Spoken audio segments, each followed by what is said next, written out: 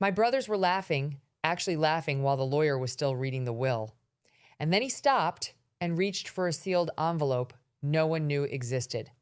We were sitting in a quiet office just hours after my grandfather's funeral, me, my two brothers, my mom, and the estate lawyer. Papers spread out, no one crying anymore. Just tension and something that already felt wrong. Marcus leaned back, smirking. Guess we know who Grandpa valued. Jason chuckled, nudging him. Yeah, definitely not him. They didn't even try to hide it. I had spent the last 2 years taking care of Grandpa every day while they barely showed up. And somehow, I was the one being erased. The lawyer cleared his throat.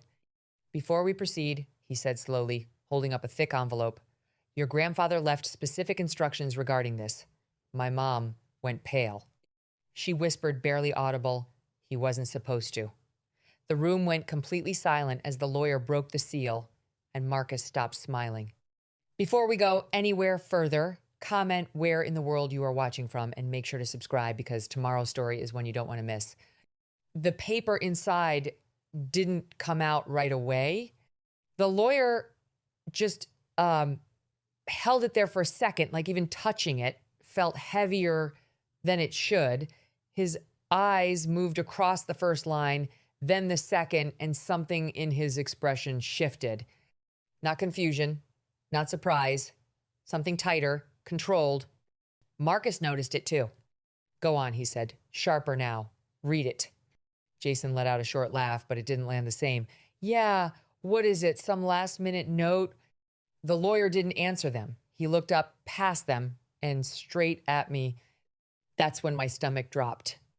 Because in that moment, I realized something I couldn't explain yet, but I felt it. This wasn't random. This wasn't just paperwork. My mom's fingers tightened around her purse in her lap. She wouldn't look at me, wouldn't look at anyone, just stared at the table, like if she stayed still enough, this would all pass. But it didn't. Your grandfather, the lawyer said slowly, choosing each word like it mattered, left specific instructions tied to this document. Instructions that override portions of the will under certain conditions. Marcus sat forward now. No smile, no jokes. What conditions? The lawyer's grip tightened slightly on the page. In the event that he believed his decisions had been influenced. The word hung in the air. Influenced. Jason shifted in his seat. What's that supposed to mean? No one answered him because now I could hear it echoing in my head. The arguments behind closed doors. The sudden tension in the house. The way Grandpa had gone quiet near the end, like he was watching everything. The lawyer glanced back down at the page. Then he said, there's more. And Marcus went completely pale. Marcus didn't look pale for long. He snapped back fast, like panic was something he refused to feel. Just read it, he said, forcing a scoff. This is getting ridiculous. But his voice wasn't steady anymore. The lawyer didn't rush. He adjusted the paper, then carefully set the envelope flat on the table like it was evidence, not just a letter. That word influence was still sitting in the room, heavy, pressing down on all of us. I leaned back slightly, trying to piece it together, because now things weren't lining up. Grandpa had always been clear with me, not about money, but about people, about trust, about paying attention to what wasn't said. You'll understand later, he told me once late at night while I helped him to bed. At the time, I thought he meant life in general. Now, I wasn't so sure. Marcus crossed his arms. He was old. People get confused. That's all this is. Jason nodded quickly. Yeah, someone probably got in his head. My eyes flicked to my mom. She still hadn't looked up. And suddenly, I remembered something I hadn't thought about in weeks. The arguments, low voices behind the study door, Marcus going in alone, coming out irritated, Jason pacing in the hallway, waiting his turn, my mom telling me, give them privacy. This is family business. family business. Except I was family too. So why was I always outside the room? Before I continue, the lawyer said, pulling me back, you should understand this document was prepared separately, witnessed, verified. Your grandfather took precautions. Precautions. Marcus laughed again, but it sounded thinner now. Against what? His own family? The lawyer didn't respond right away. He just looked at him. And that silence said more than anything else. Jason shifted again, rubbing the back of his neck. Okay, so what does it actually say? The lawyer picked the page back up. His eyes scanned it once more. Then he exhaled slowly and said, it outlines specific concerns your grandfather had about conversations that took place shortly before this will was signed. The room went still again, because now it wasn't just a document, it was a record, and for the first time, Marcus didn't interrupt. He just stared at the paper like he already knew what was coming. Which conversations? No one answered Marcus right away. The silence stretched just long enough to make it worse. Then the lawyer began reading. In the weeks leading up to the signing of this will, he said, voice steady, I was approached multiple times with requests to reconsider my decisions regarding asset distribution. Jason let out a quick breath. That's normal. We were just talking. The lawyer didn't stop. These discussions became persistent, at times insistent. I began to feel pressured. That word landed harder than the first one. Marcus leaned forward, sharper now. Pressured? By who? He doesn't even say. He does, the lawyer cut in, lifting another sheet from the envelope. Not one page. Multiple. And suddenly, this wasn't a letter anymore. It was a file. My chest tightened because whatever this was, Grandpa hadn't left it to chance. Attached, the lawyer continued, are corroborating statements. One from a secondary legal witness, another from a private caregiver present during several of these conversations. My mom's head snapped up. What caregiver? Her voice cracked, and that was the first time she'd spoken since the envelope appeared.